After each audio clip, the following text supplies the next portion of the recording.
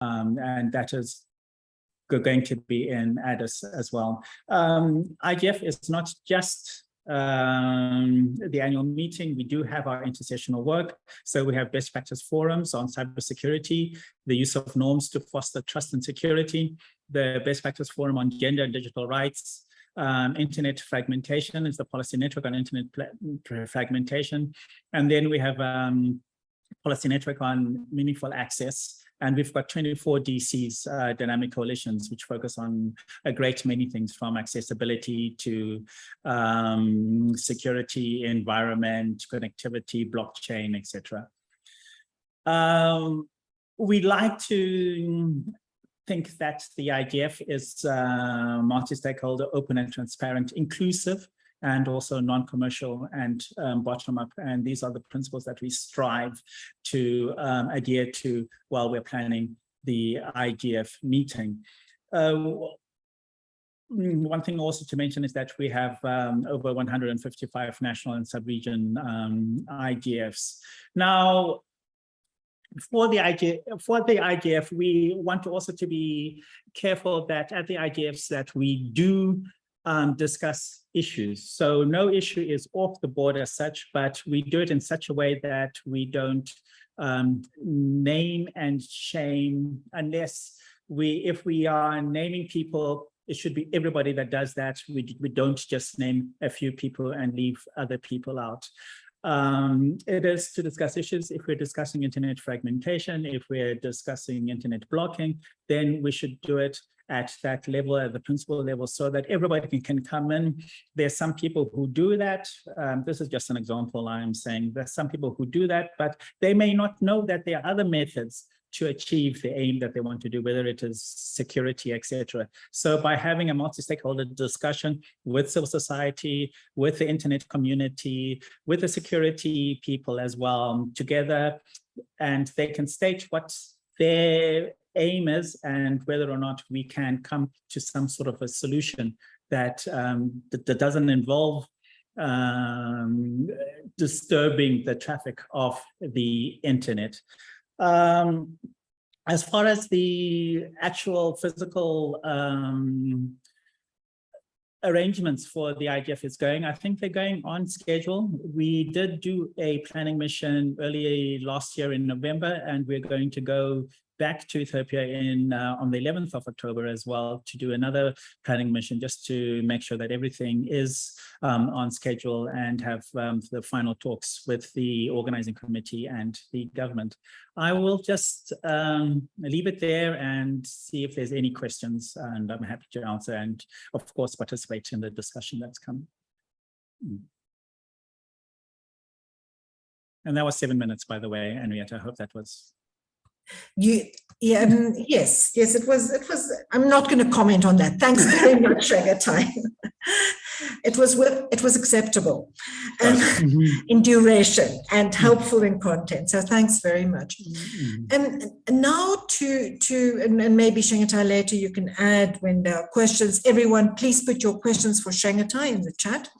Dr. Abiot, can you tell us a little bit about, what you've had to do as the Ethiopian Organizing Committee?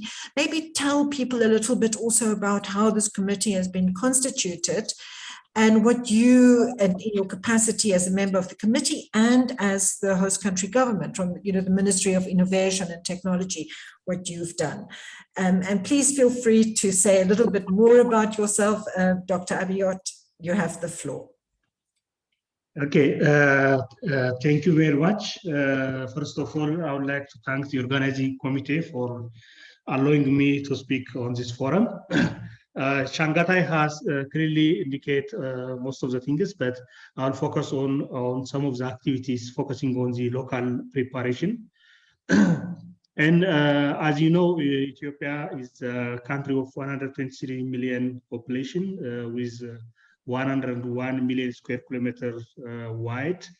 And it's the honor for us, including for Africa, to host the IGF forum in Ethiopia. The local host is organized in a hierarchical manner with participating all sectors we have as a top a national committee, which is led by the Honorable Minister of Innovation and Technology, and have members from most major sectors, including the Ministry of Finance, National Bank, National Security, Ministry of Education, and National Planning Commissions. Under the National Committee, we have a steering committee, which is led by the Honorable State Minister for ICT and Digital Economy. And this steering committee is totally involved on managing the day-to-day activities, following the day-to-day activities, and it meets every 2 weeks. It had a meeting every 2 weeks. And under the steering committee, we have the secretariat, which is the main contact point in the ministry. And the secretariat has permanent secretary and other staff who's managing the day-to-day activity. Parallel to the secretariat, we have the advisory committee, the local advisory committee, which include the private sector, academia, civil society, and other stakeholders and influential individuals. Under the secretariat, we have subcommittees looking on different aspects. As Shangatai indicates that the venue is at UNECA Conference Center, which is well-equipped and well-positioned conference center. As you know, the IGF is a fully hybrid IGF, and so participants can participate on the premises as well as online. There will be a different type of cultural and other arrangements parallel to the meeting. There is an international website for the IGF, which is managed by the IGF Secretariat. But parallelly, we have the local IGF website where people can find about major information, including information about weather, transport, hotel, and other information. In November is a very nice month in Addis Ababa. It is partly sunny, and the weather will be very nice. So if you want any information, you can find on the IGF2022.tt website, which I will share on the chat. So if any information you want, you can find there. Thank you very much.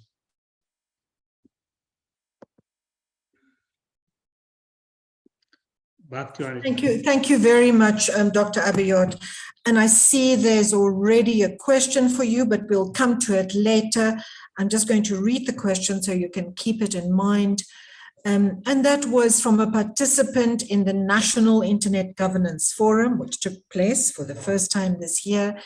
And the person there is asking how the organizing committee is looking to take up the issues raised, particularly on digital rights during that national IGF, how this will be addressed in the context of the global IGF. But we'll open the floor later. Now I'd like to welcome our next speaker, Dr. Mesembet Assefa from Addis Ababa University. Mesembet, you have the impossible task of giving us a short history of a very significant country with a very long and incredible history. But we'd like you to focus on recent developments. So welcome and thanks for joining us. Thank you. Thank you so much, Henriette. Great to be here. Thank you, everyone, for inviting me to share my thoughts on that. It's a very difficult task, as you mentioned, Henriette, but I will try to be brief. You can hear me, I hope. We can hear you very clearly. Very good. So, Henriette, as you know tonight, I mean, we have a very long and, very entrenched history of, independence and self-governance. People think of Ethiopia as an independent country, but it's also a very ancient country with a very long history of self-governance and institutions. which is, I think, good to take, and which also influences, I think, some of our political structures until now. A bit of also, I think, another good aspect that you see in Ethiopia's history is also religious tolerance, which is not often, I think, stated. There is a very long history of religious tolerance, both Muslims and Christians living side by side for centuries, which has been nurtured, throughout history, which is also good to mention. But I think, unfortunately, also the dark side of Ethiopia's history. There is a background noise, Henriette, if they can unmute it. Can everyone unmute? Sorry, mute their mics. If you're not speaking, just mute. Yeah. But undoubtedly, I think a dark part of Ethiopia's history, as you all know, is also the political history, which has been, for much of its history, I would say, very repressive. And also, in transition from a monarchical rule for centuries to a republic in the 1980s, that also led to a military dictatorship, which also actually damaged the political trajectory of the state. So instead of, establishing a constitutional democratic system, we somehow fall into a military dictatorship, which also resulted in the massacre of hundreds of thousands of individuals, which there is that hangover of political history of that military dictatorship for a long time, of course.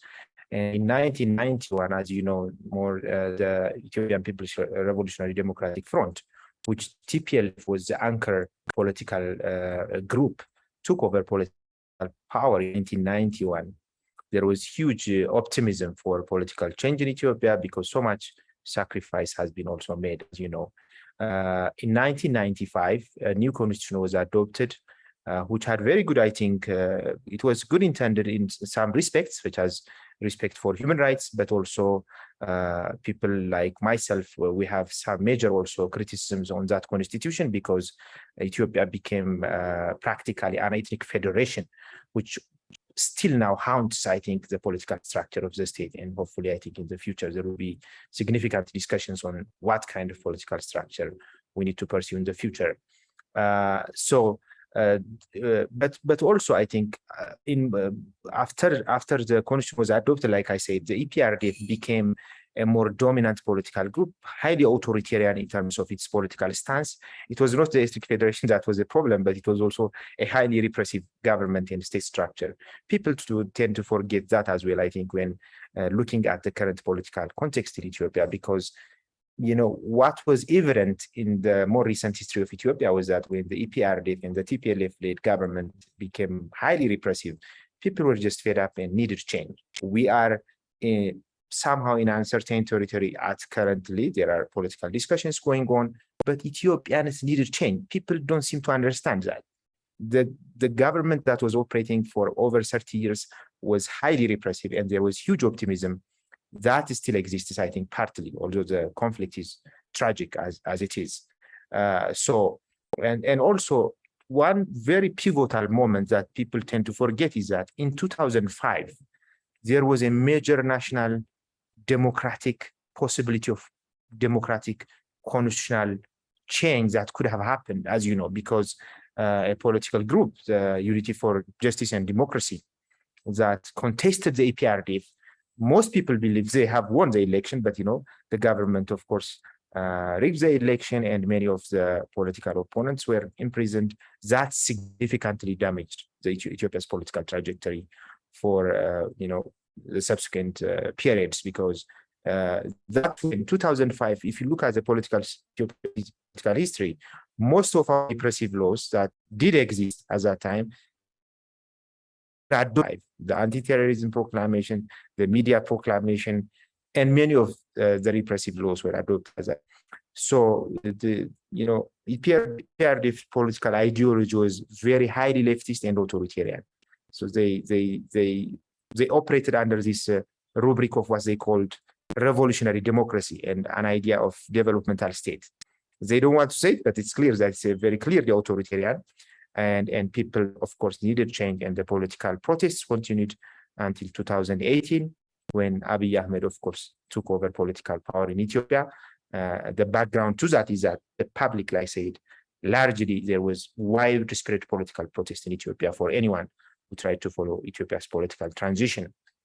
So, but of course, the conflict came around 2020, if you recall, and of course, the TPLF went back to, they had grievances on the political changes that were happening for whatever reason, but the war was, of course, very unexpected, I would say, and continues to be very damaging in many respects in Ethiopia. From my side, I think, and I speak of my personal opinions as an academic, but Ethiopia's political transition in 2018 brought also hopes and challenges, I would say. Abiy Ahmed, when he came to power, there were so many, I think, good things that happened. The release of political prisoners, the reform process that was done in terms of the legislative changes that happened. I was also part of the legal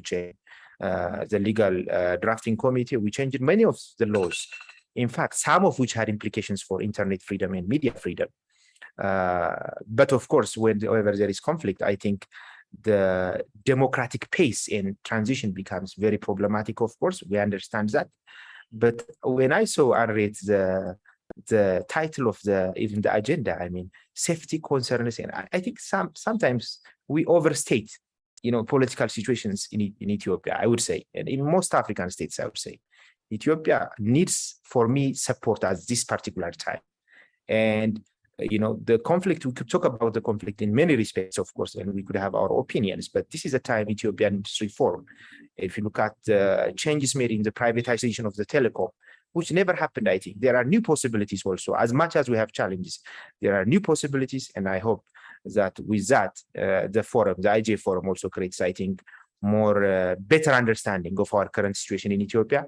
And I hope I have shared a more realistic view of where we are now. I would be very happy to respond in the Q&A session. Maybe a minute more. I think this is fine. Thank you very much, Dr. Assefa. Yeah. And, just to speaking as a South African citizen, we have been in a political transition since 1994. And, we are still experiencing challenges. And I think it is important. It doesn't mean that there shouldn't be acknowledgement and open debate about those challenges. But I do think that one should never underestimate the complexity of political transitions.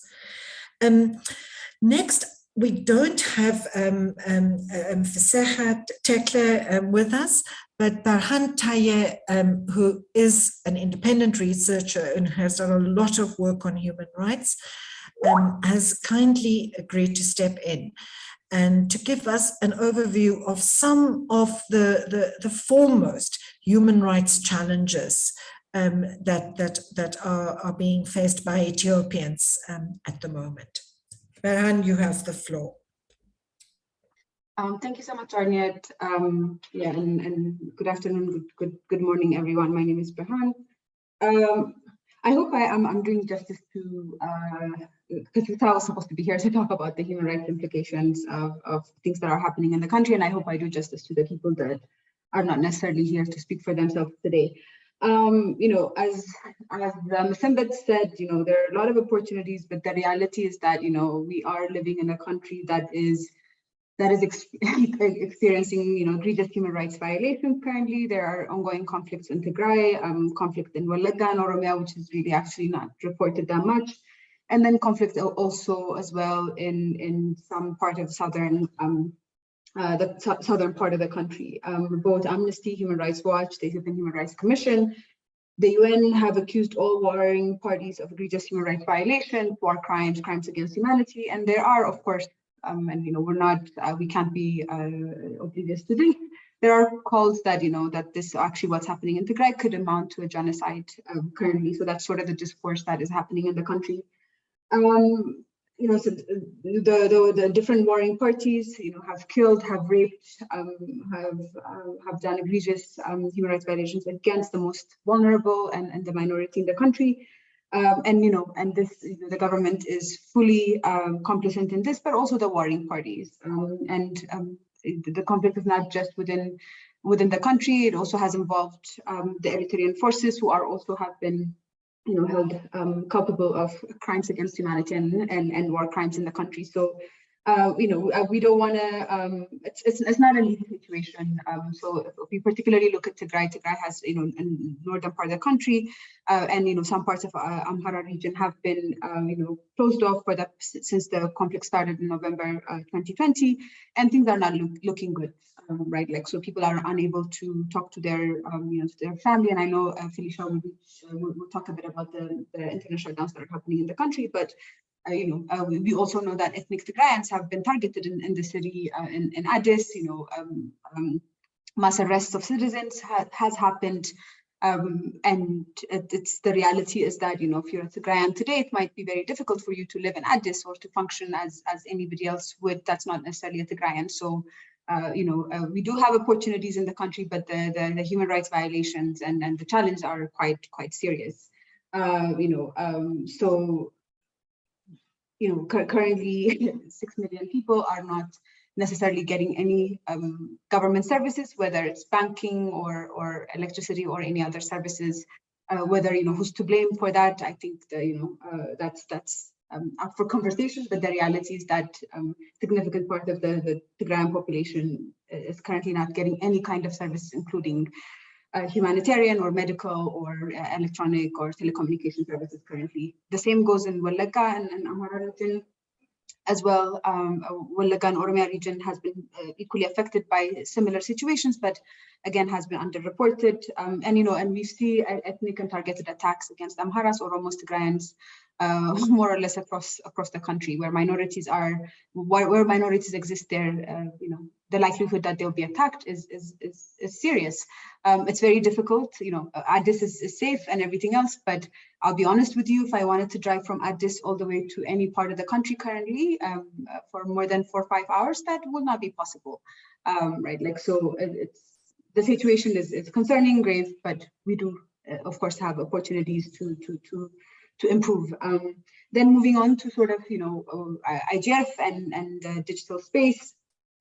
Internet shutdowns are rampant in the country, happens all the time, but also, extrajudicial surveillance, censorship, website blocking, journalists and, activists being arrested, websites being blocked are common reality in the country as we currently see it. So I will stop there and give it back to the chair. Thanks very much, Berhan. And I think in that sense, there are real similarities here between countries like Azerbaijan, Egypt, Turkey, where the IGF also took place in the context of human rights challenges, sometimes in particular regions of the country, sometimes more nationally. So I think that for the IGF, this is not new. And I think that human rights challenges exist in so many different places. So really, I think the question for us to discuss further today is what does, especially from an Ethiopian point of view, what are the potential advantages or potential disadvantages of the IGF taking place there? We know it's taking place there. So is there a way in which we can use that constructively to support Ethiopian conversations on these challenges and on dealing there? So next, we're nearly done with our inputs. I want to ask Felicia and Berhan, maybe you can just very briefly, Berhan, you've already spoken, but I'll ask Felicia to go first, just to give us an overview of internet shutdowns in Ethiopia. And from your monitoring in the Keep It On campaign, what is the status of internet shutdowns in Ethiopia at present? Thank you so much. My name is Felicia Antonio. I'm Keep It On campaign manager at Access Now. And Keep It On is a global campaign that unites over 280 organizations to fight internet shutdowns around the world. In terms of our documentation of shutdowns, I would start by giving an overview of what we documented around the world last year. In 2021, Access Now and the Keep It On Coalition, we documented over at least 182 internet shutdowns in 34 countries. So it is a global problem. 12 countries in Africa were responsible for 19 of these shutdowns that were documented. And the major causes of shutdowns in Africa is usually around elections, protests, and most recently around conflict. So with regards to what we've documented in Ethiopia per our shutdown tracker optimization project database, Ethiopia is the major perpetrator of internet shutdowns in sub-Saharan Africa, with at least 22 incidents of intentional shutdowns between 2016 and 2021. And as we speak, the people, Berhan did reference that, the people of Tigray have been denied access to the internet, and it's over 21 months and still counting since November 2020. And this is really having an impact on people. Internet shutdowns do cause serious harms to people's rights and their lives. And increasingly, we are all dependent on the internet for various in diverse ways. And so imposing internet shutdowns or denying people access to the internet has serious repercussions. And so in terms of the impacts we have documented under our shutdown impact stories project, where we solicit personal experiences of people that have been affected by internet shutdowns, we do know one thing, that internet shutdowns are hurting people. They exacerbate violence, and they leave people in fear and confusion. And the most serious part of it is that it allows authorities to cover up heinous crimes against the people, including murder, rape, and sexual assault.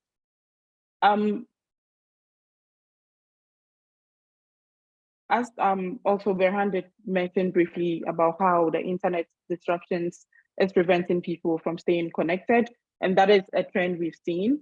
And with the shutdown that is happening in Tigray, people have been denied access to communicate with their families and loved ones, to check up on them. And you can imagine how stressful that would be, knowing that there's a conflict happening in your region and you are not able to reach your families to know how they are doing.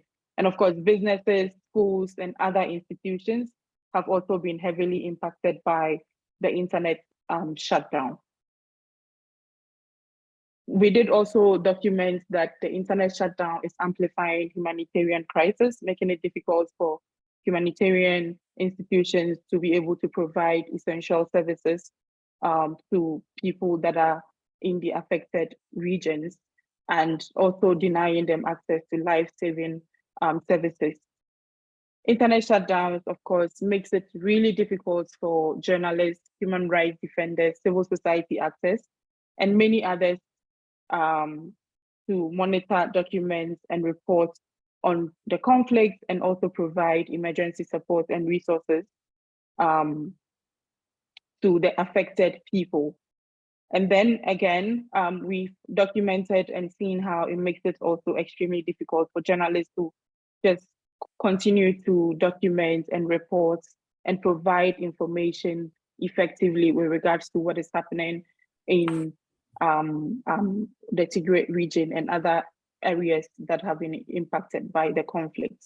So before I conclude, I want to pose questions. I may not get the responses here, but what does it mean to host the global IGF in Ethiopia, where there is currently an ongoing internet shutdown, which I know we are all fighting for an open internet for everyone. And so what are we doing to ensure that the internet shutdown that is happening in Tigray is ended? Are authorities planning to end or restore internet access in the region before the IGF?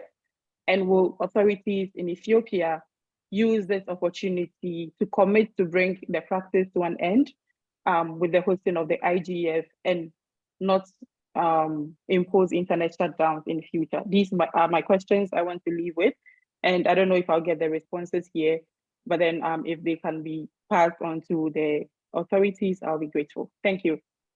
Thanks, Felicia. I also think, because I also don't want to put Dr. Abiot in a position where he's asked to respond to things that he cannot respond to, but I think that these are questions that are bound to come up in the course of the build-up to the IGF, and they will come up in Addis Ababa as well. So I think, even if we don't get if we cannot get a response today, I think it's good that we raise these kind of questions so that the IGF, Ethiopian IGF Organizing Committee can be prepared better for the IGF. And Berhan, do you want to just briefly give us a bit of facts and figures about access? And then I will also ask Dr. Abiot to say a little bit about what the ministry is doing at the moment with regard to extending internet access in Ethiopia. So first you, Berhan, and then I'll ask Dr. Abiot to complement your input. Yes, thanks, Harriet. So compared with, we have 120 million people in the country currently. We haven't done our most recent census, we're 10 years late. But it seems like fixed internet is, less than 1% of the population has fixed internet, and mobile internet penetration is less than 50%. It seems to be about 40% right now. We have just liberalized the telecom sector. So Safaricom actually, one of Kenya's Safaricom is launching nationwide in the country actually next week. So the current, telecom service provider is owned by the government and currently has 100% of the market, but we're hoping that the liberalization and Safaricom's innovation will help expand internet connectivity. So connectivity is really concentrated in urban areas. Rural areas are have very difficult access to the internet. Mobile penetration is quite high, but mobile internet is very limited. 3G, if you can get 3G out of the main urban areas, you would feel like you're a bit lucky. So in terms of I think the internet penetration in the country is quite low, but the impact that we've seen because of the internet is not really limited to the number of people that have access to the internet. So we've seen very recently in the past, I think 2-3 years, where social media usage has exponentially grown in the country, but also hate speech, incitement of violence online, and other content has gone viral to an extent where Facebook, Telegram, and other platforms are actually, in one way or other, can be said to be part of the conflict, or maybe even not necessarily the conflict, but are really fueling the conflict in many directions in the country. And I think for me particularly, as someone that has worked on this issue and engaged as an Ethiopian that is greatly concerned with what's happening in my country, is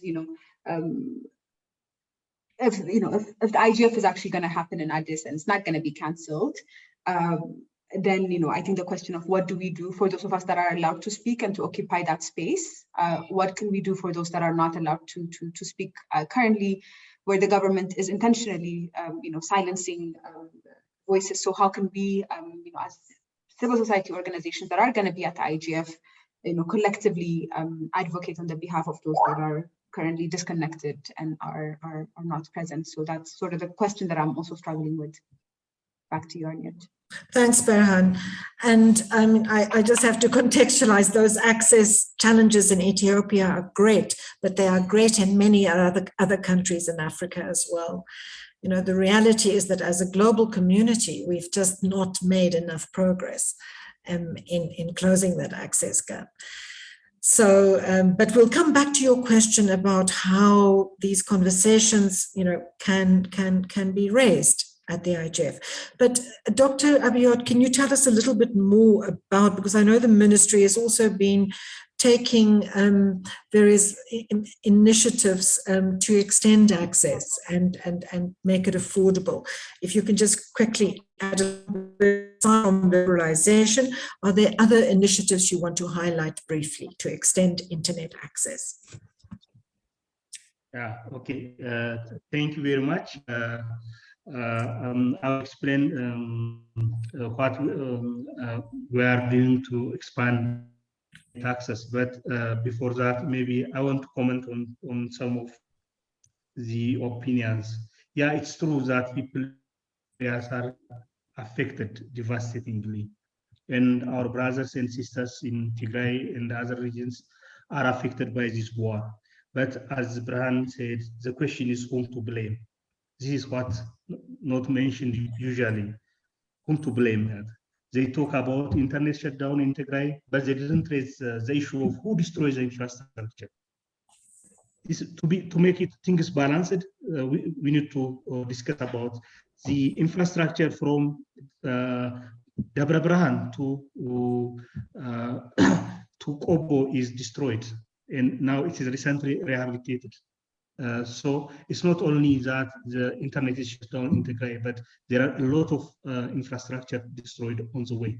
But whom to blame? And there is about the ethnic-based policy. Yeah, the ethnic-based policy affected Ethiopia a lot. This is the mainstream policy of the previous regime. This is why still we are suffering from that one. So, sometimes we need to tell the facts straightforward. So they say that you cannot drive 4 hours out of Addis, but it's not true that you can. But the war is in very far places, like 500 kilometers away from Addis Ababa. So as a digital transformation program in Ethiopia, we are doing a lot of things. In the last 3 years, the major things that we have done is to have this liberalization and the privatization proclamation of the communication authority. So based on this proclamation, now the Ethiopian market is liberalized. So we are hoping that the market will respond positively to expand internet access. Recently, now we are developing the universal access policy and strategy. Now, maybe in the coming 2 months, we will have this strategy on hand. We are also developing the national broadband plan, which is a plan indicating when and how the broadband will be expanded to including rural regions. And despite Safaricom is joining the market, the Ethio Telecom is also doing fine now. Actually, they managed to reach to 64 million mobile access and also almost 100% coverage of mobile access throughout the country. I hope one of the challenges now, the challenge of the infrastructure is improving a lot.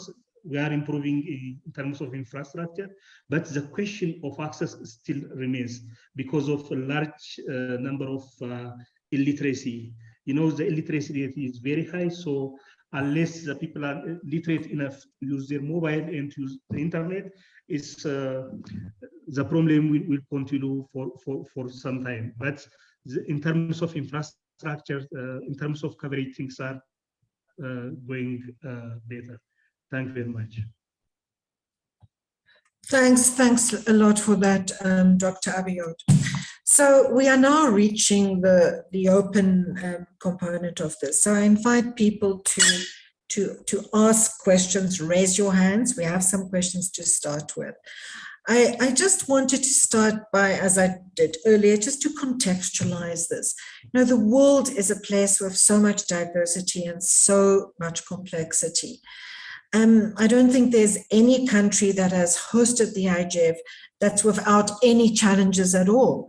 And there are several countries that have hosted IGFs which were, at the time the IGF took place there, experiencing specific human rights challenges.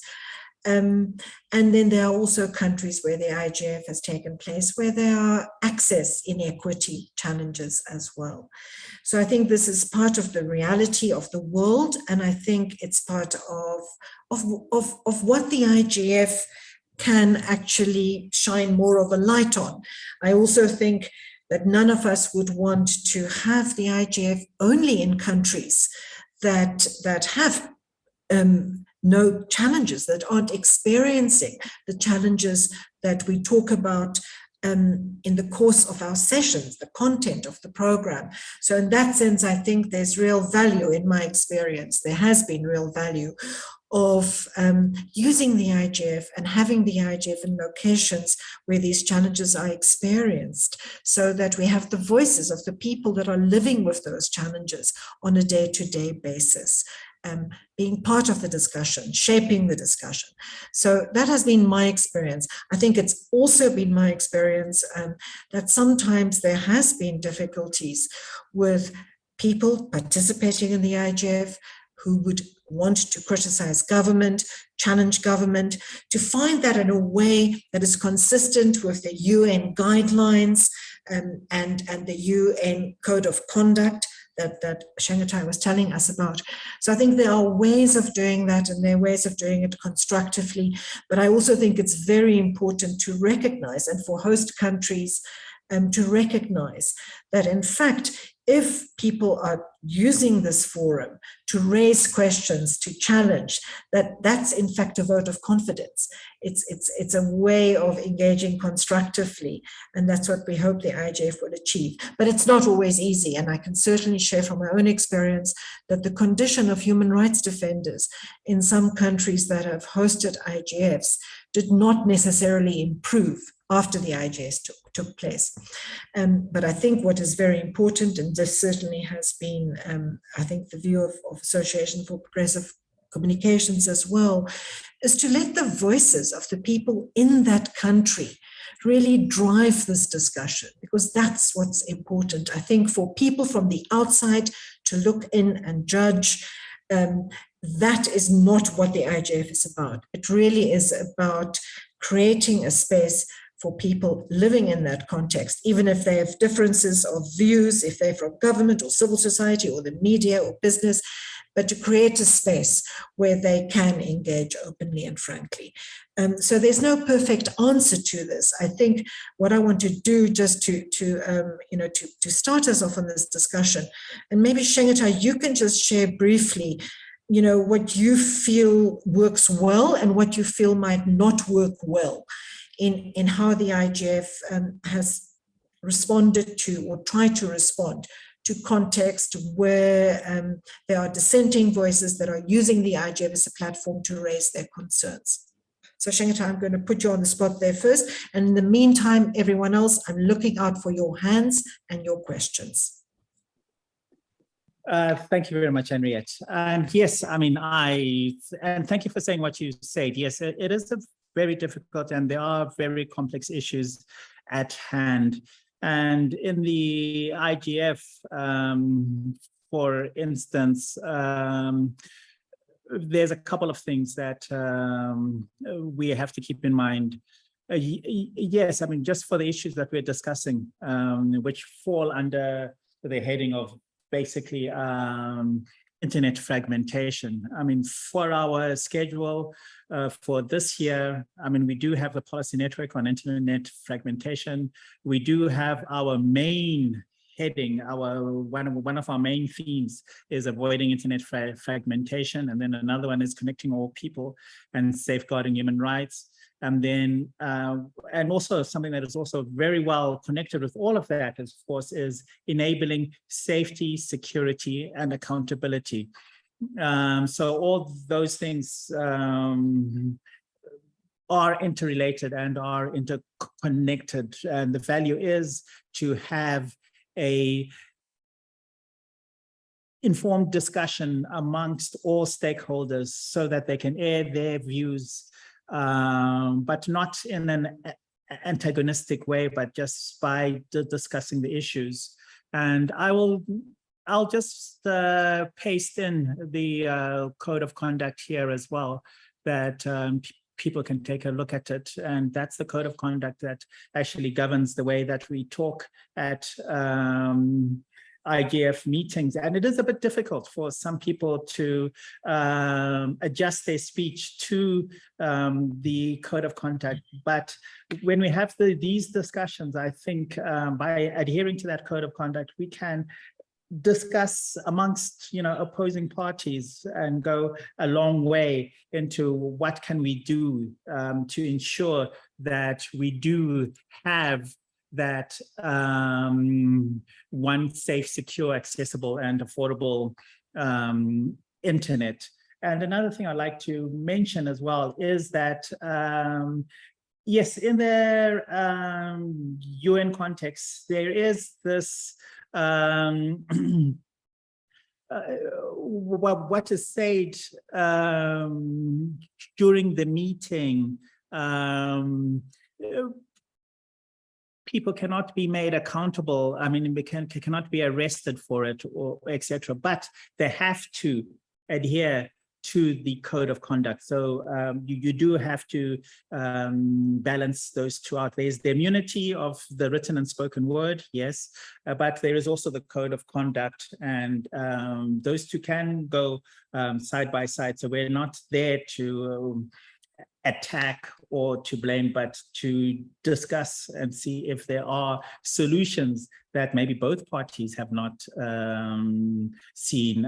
We've got 5 stakeholders. We've got the technical community, we've got civil society, we've got the business as well, and we've got NGOs. And I'm sure having all those in one room discussing an issue, we can come up with solutions that may not otherwise have been apparent at that time. I'll stop here and see if there's any questions. Thanks, Shangatai. And I think, Thomas Sitole, I saw you asked Shangatai how to make spaces like the IGF accessible to the bottom of the pyramid. Maybe, Shangatai, if you can look at that question and type a little bit of that in the chat, to add to your response, but I think you have partially responded to Thomas. I see a hand from Michal Bukowski. Michal, do you want to go ahead and ask your question? I will give you the permission to talk. And everyone else, please, I would like to see your hands. Michal, you should be able to speak now.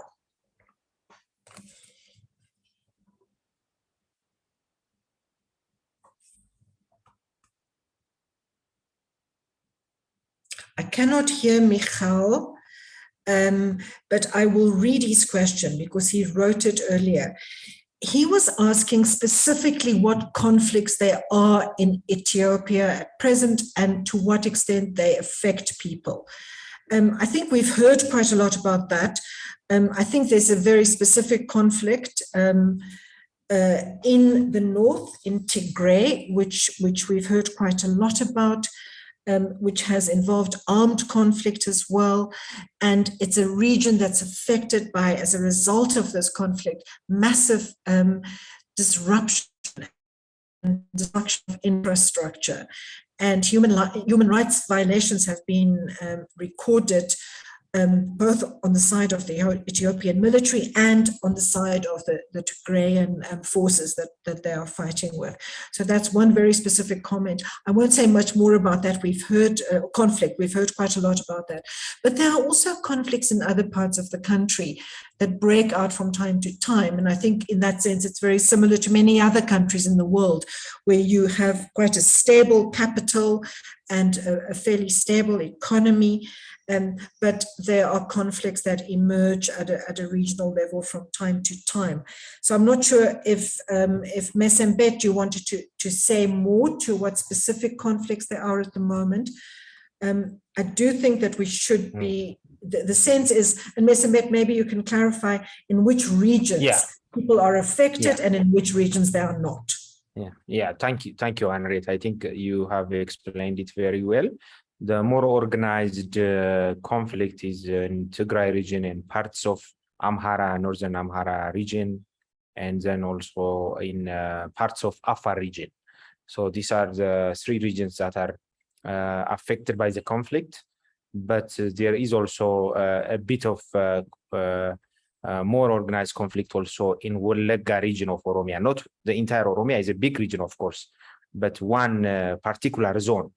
Which is very far from Addis, but of course the burden of the war is affecting everyone. I mean, in terms of economy and emotionally also, in many respects. But relatively, I think the rest of the country is there is no organized conflict of that nature, I would say. Yeah. Thanks a lot for that, Mesebet. So, Michal, I hope that answered your question. Mark Carvel, you should be able to unmute and speak. You have a question as well. Just introduce yourself when you take the floor, everyone. Okay, many thanks, Andrea. Mark Carvel. I'm a consultant on internet governance.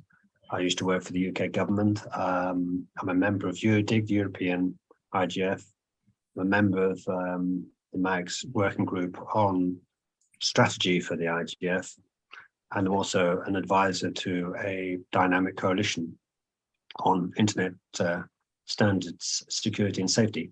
So my question specifically was about the conduct of rights debates at the IGF. I think it's, as I think we're all suggesting, it's vitally important that these issues do have the opportunity to be raised and discussed as the context for this year's IGF in Ethiopia.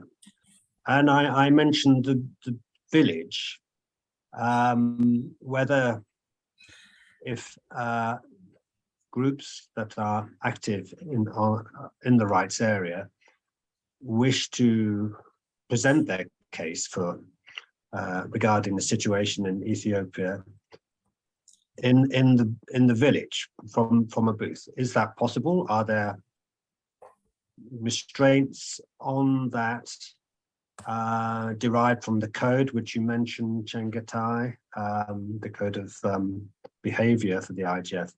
What is the situation, so that activist groups understand what is permitted in terms of activities in the village, in the margins of the IGF, if you like, if not actually in the main rooms of the sessions and workshops. Thanks very much. Thanks, Mark. Chengetai, can you respond to that, please? I mean, the code of conduct is applicable to everything in the blue zone. So in the UN perimeter, that is the code of conduct is applicable. What we don't want is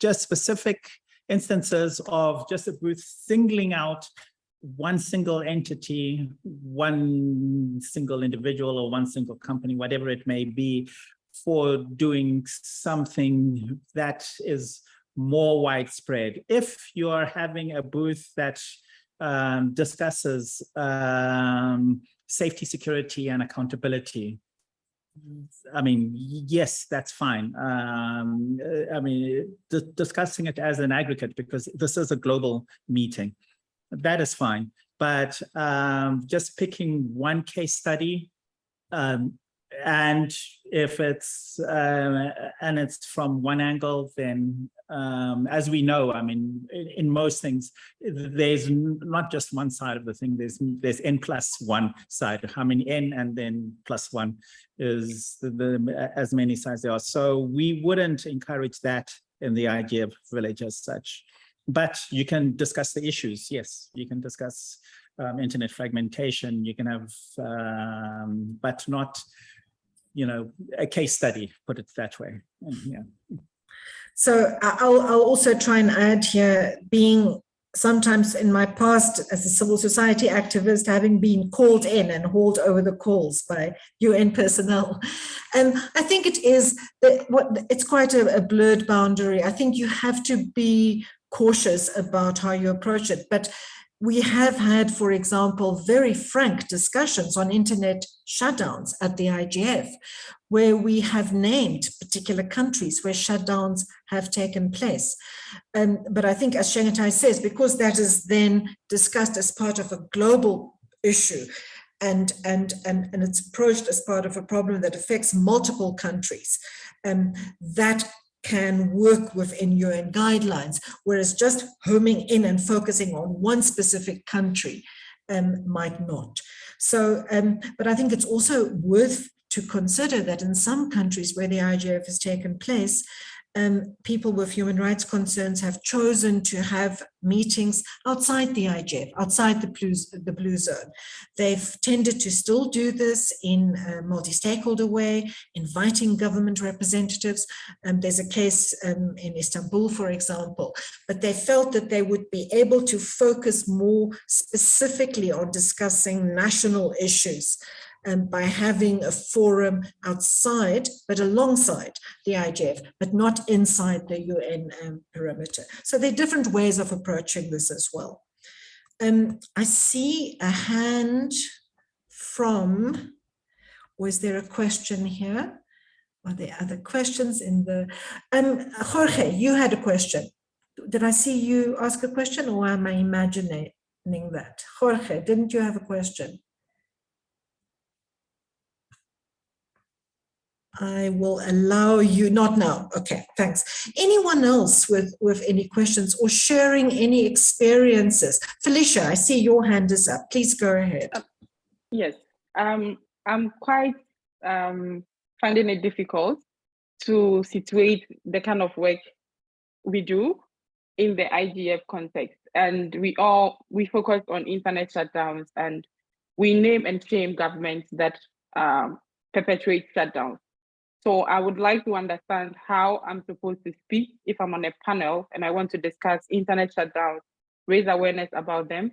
Most of these, we use case studies, we use reports and research we've done. So how am I supposed to express myself speaking about this issue in the context of the code of conduct?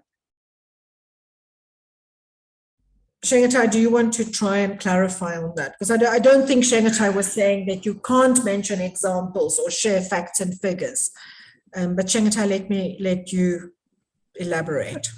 No, I mean, as you said, it is not a sharp, distinct line, but it's one of those things that, you know, if you're discussing something and you're homing in just on one particular example all the time, then no. But if you're discussing an issue and you are giving multiple examples in the context of the discussion, then yes. But then again, as I said, it's, and as Aniette has said as well, it's not a sharp, clear, distinct line, but I think when you hear it and when you see it, you know it. Thanks, Shengatai. I think this is, you know, what I will add here also, just based on my personal experience, is that it's the IGF is a space that we all need to use, and that but it also is a space that requires modification of behavior. So if you are a government who might not be used to being confronted by civil society openly in an international space, you are going to have to prepare for the IGF being a place where that could very well happen, and prepare to respond to it in a way that doesn't actually necessarily escalate conflict. But the same applies to civil society. If you want to confront governments about regulation or behaviors that you are critical of, you can use the IGF as a space. In fact, that's why the IGF is there. But again, you have to use it in a way where you modify your behavior, where you're not just screaming and shouting, you're actually engaging and challenging, but trying to do so in a constructive way. So this is quite nuanced, it's quite subtle, and there are rules that, you know, UN rules that need to be protected. But in my experience, I think people, if they make this effort and if they do stay true to their commitment, you can in fact then have very constructive conversations with governments. And I think for governments, it can really be a very helpful learning experience as well about how to engage and how also to make their case, because I think that's the other thing. I think we sometimes underestimate how difficult it is for government to always be challenged. And I think that, you know, that there is also part of the IGF is where governments can not just be defensive, but actually share information about how challenging the issues are that they are trying to deal with. So I think that's the beauty of the IGF. That's the strength of the IGF. We have to work within limitations, but if we work with them well, we can actually have really constructive conversations. Sorry, yeah. The key here is to encourage, you know, the conversation is to encourage discourse. So we do not want people to be in that defensive stance, and then it just ends up in, you know, I'm on this side, you're on this side, and never the twain shall we meet at all. But to have that discussion, and even if you have that discussion and you go away not agreeing, but at least you're aware of the other person's point of view or deeper point of view. Yeah.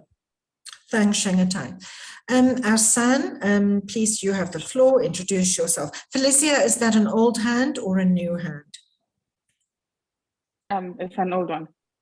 Okay. Arsan, you have the floor. Hi, Andrea. Thank you very much for the opportunity. I'm speaking from Lusaka now, attending the FIFAfrica, and thanks for putting this workshop together. But I'm Arsene Tungali. I'm from the DRC, from Root International. I'm also a former MAG member of the IGF. So I don't know, I have a feeling, and I apologize if I probably got it wrong, but I have the feeling like we are trying to censor, like a form of censorship for some of the specific topics. And so I'm wondering, is this the way we need to behave, just or simply because it's Ethiopia and what's going on in Ethiopia? Or this is how things used to be in other countries? That's one. I understand we need to be careful, understand we need, you know, constructive and engaging, but I haven't heard much emphasis on this for previous IGFs. Is it only because we are in Ethiopia? That's one. And second is, what would happen? I mean, should we worry about anything if we ever speak up against some of the violations that are happening in Ethiopia?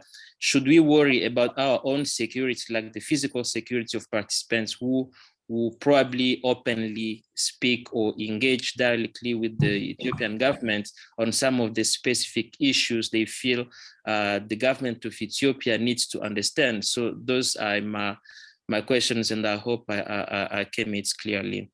Thank you. Thanks, Hassan. Let's take the next question from Lillian as well, because we don't have much time left, and then we can respond to these final questions at the same time. Lillian, please go ahead. Thanks, Henriette.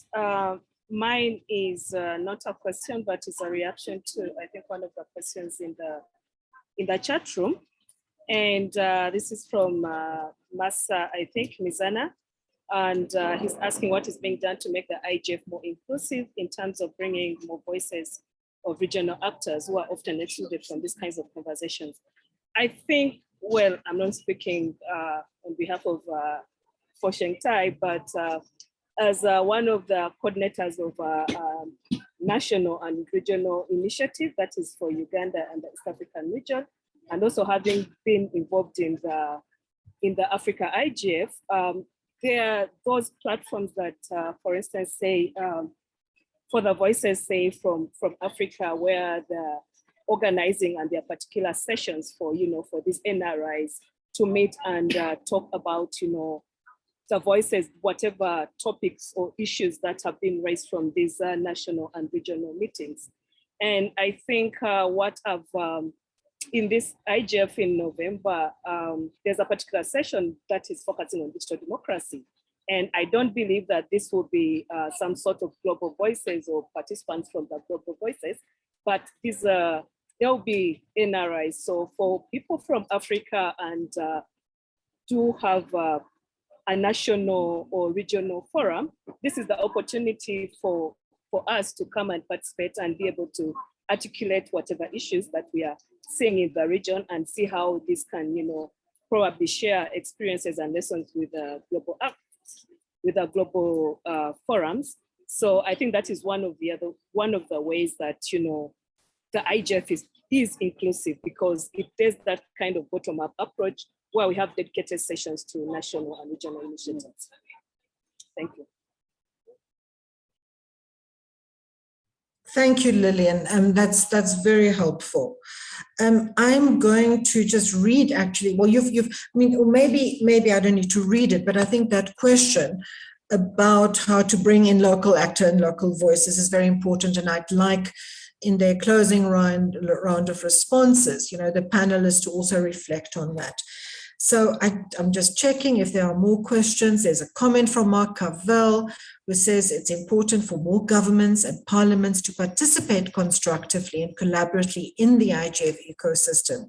And that inevitably means that there will be points of contention raised in open discourse about specific national policies. All governments, not only the host government, need to recognize the value of that open multi-stakeholder discourse when considering whether to participate in the UN IGF and the regional and national IGFs. Mark, that is really, I think those are such well put and well constructed words that I think really reflect what it is that we are trying to do. So everyone, I don't see more hands. I think we need to respond to the questions from Arsan. I think looking at the question on local voices that was asked by Messe. I will just start by responding to you, Arsan, because I have been involved in the IGF for as long as Shanghai has. No, absolutely not. This conversation that we are having today is not only around Ethiopia. Excuse me, everyone. We've had conversations of this nature prior and during to many previous IGFs. And we've had IGFs in contexts where there's been serious conversations and concerns raised by civil society, from Mexico to Turkey to Azerbaijan. So this is really not new, and we've had protests and voices of concern. We've had material distributed. So this is Indonesia, that's another example. It's in the nature of the world that these conflicts are very widespread. I think the reason we're talking about this particular IGF is not only because there are broader concerns about human rights and challenges, a country in political transition, like Ethiopia is bound to still have many concerns like that, and we can discuss them. And it's good to be, I think it's also good for people who go to Ethiopia to be informed. The reason we wanted to have this discussion is because we heard from civil society organizations outside Ethiopia that they felt that it would be best for them to perhaps not attend the IGF. And we, and I say, when I'm we here, I'm saying CEPESA and ABC, we felt that was not constructive. We don't want people to stay away from the IGF. If they have concerns, let's create a space where those concerns can be discussed now, prior to the IGF, but also during the IGF. And then I think what we've learned from past experience, also after the IGF, because the challenges that people living in that country experience, be they government or civil society, human rights defenders or journalists, those challenges do not disappear. They are ongoing. So we also should think of this as starting a conversation, not just ending it. But Shanghai and Dr. Abiyot, if you can also just respond specifically. I think Arsan was asking whether anyone should fear being censored or surveyed.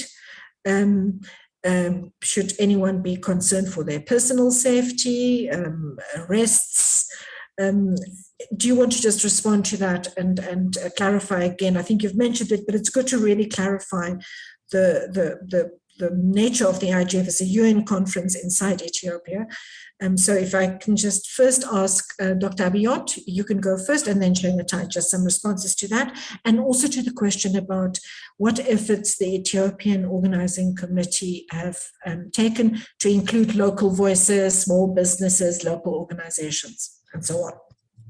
Okay, thank you very much. The question from Sene is very important because when it is explained first, it was a little bit confusing because I also understand that it's about the code of conduct of the IGF forum. It's not about Ethiopia. In Ethiopia, there is no problem. We have a lot of experience of organizing say type of international conferences, and there were no as such any problem in Ethiopia. Whether you are in New York or in Poland or somewhere else, you need to follow the code of conduct of the meeting. But in Ethiopia, it's common with any other country. Regarding the personal safety and other things, Addis Ababa is one of the safest cities in the world in Africa, because the crime rate and as it is very low, and we are known that for that, and there are a lot of diplomatic community in Ethiopia. So our security apparatus and the police knows how to manage or how to deal with foreigners and with the diplomatic community. Regarding the issue of raising the unheard voices to the meeting, so far we have conducted the IGF Ethiopia, the local IGF forum, and we get some experiences from that forum on documenting unheard voices, and also we will also encourage users and civil societies in Ethiopia to participate in the forum. After all, IGF is a forum for unheard voices and also just to question the status quo. So anything that questioning the status quo, including the voices from Ethiopia, is encouraged. And I would also bring the issue to the steering committee so that we can see what we can do here. So every one of you are welcome to Ethiopia. Hopefully you are going to enjoy Addis as well as the forum. Thank you very much. Thanks, Dr. Abiot. I want to ask just one quick follow-up question, because there has been a history of journalists being arrested in Ethiopia. Is that something you think that journalists that are covering the IGF need to be concerned about? No, definitely no. Good. Thanks very much for that. Shengatai, some final responses to Arsan's questions from you. Thank you very much, Henriette. I'll try and be quick. Yes, I mean, as far as safety is concerned about in meetings and what is said in meetings, Ethiopia has hosted many meetings. We are being hosted by the Economic Commission for Africa, which is a UN organization, and a lot of UN meetings have taken place there. I mean, they've been taking place since the 60s or even before. So there's a long history. And of course, as I mentioned, there's also the African Union there. So there's a long history of Addis Ababa hosting meetings. It's not like in some other countries that we've been to that have never held a UN meeting in before. So they do know that when participants come, they do have different points of view and they can express them. As for your censorship question, no, we are not trying to censor you, and not at all. I mean, but we do ask that you do follow the code of conduct, and that it is, you shouldn't see it as a censorship as such, but just as a tool to encourage and engage conversation and discourse and discussion of, you know, issues that might be actually be very sensitive, but we do not want to go into that realm where people are, you know, entrenched in their points of views and they're just shouting at each other. No, so that's the reason why the code of conduct is there, and it may take, you know, 1 or 2 tries, but once you get it, it's you'll find that it is a very useful tool to keep in the back of your mind. And as far as I think there was another question on encouraging people to participate. Yes, Lillian, thank you very much for highlighting the national and regional initiatives. We also do have hubs, remote hubs, online meetings that we can actually plug into directly into sessions that they might be interested in. And this year we do have our Global South Fund, and we are actually sponsoring more than 100 people to come to Addis Ababa, and they're being chosen particularly because they are underrepresented or they have not had much contact with the IGF. So I mean, it's not enough, of course, but those are the things that we're trying to do to make sure that we are as inclusive as possible. Thank you very much, Andy. Thanks, Shangatai. There's one question, we are almost out of time, but there's a question about the safety of LGBTQI participants in the IGF. Will their safety be guaranteed? Are the legislative contexts in Ethiopia that would make them feel threatened or unsafe? Is that something you can respond to, Shangatai and Dr. Abiot? Again, I will let Dr. Abiot answer that from his perspective, but from my perspective, I have not heard any indication that it's something of high concern, but I'll let the doctor answer that. Okay, thank you very much. Actually, we haven't heard any problem, but from my personal opinion, in Ethiopia, most of the people are religious people. Exposing say type of personal like gender, say type of gender like LGBT is maybe people may not be comfortable listening these things, so people should take care of that.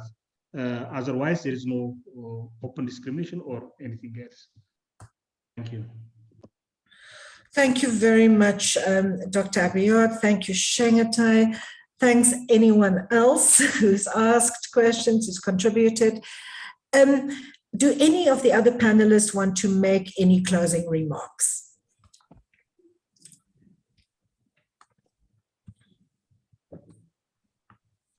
I can comment. This is Berhan. Please, Berhan, let's hear from you. So I think, for me, it's pretty clear we as civil society need to organize ourselves, see how we want to present the issues that might not necessarily be presented. It's not necessarily about naming and shaming, but really making sure that we show up for the people that cannot show up or are not allowed to speak in that space. So very happy to collaborate with others. We're also organizing around this issue to see what are the things that we need to bring up when we're in Addis. So if folks are interested, we can also collaborate on that, provide a bit more context, and we're also trying to coordinate with local civil society on these issues. So this could be a good opportunity for us to coordinate our action. And thanks, Anya, for organizing this as well. Thanks very much, Berhan. Anyone else? Poncelet, I see you have to go. Yeah. Is that yes, yes, maybe to end on a positive note, Addis Ababa is a very beautiful city, culturally very vibrant, so many things to see. We have also new parks and new open spaces. I'm sure many participants would love that. Just maybe not related to the agenda, but something to be excited, I hope, to come to Addis. Thank you. Okay, thanks very much, everyone. I see a hand from Poncelet. I see a hand from Temi Tope, and that's Tope. Please, I'm afraid you have to be very quick because we are running out of time. Ponce, you go first. Yeah. Thank you very much, Arias. I'm just speaking as chair of the African Task Force for the United Nations Economic Commission for Africa, bringing 80 youths down to Addis for the IGF, and they are going to be supporting the whole process in different formats. And 30 of those young people are coming from Ethiopia, 50 from around the continent. I just wanted to mention that being in Addis, discussing with UNECA staff in September, it was very great, and I think nobody should feel afraid on anything. And as Dr. Abiot said, the space is open, and we should just have to be respectful. But it's good they have had their first IGF, and that is the way to go. Thank you very much. Thanks, Poncelet. Tope.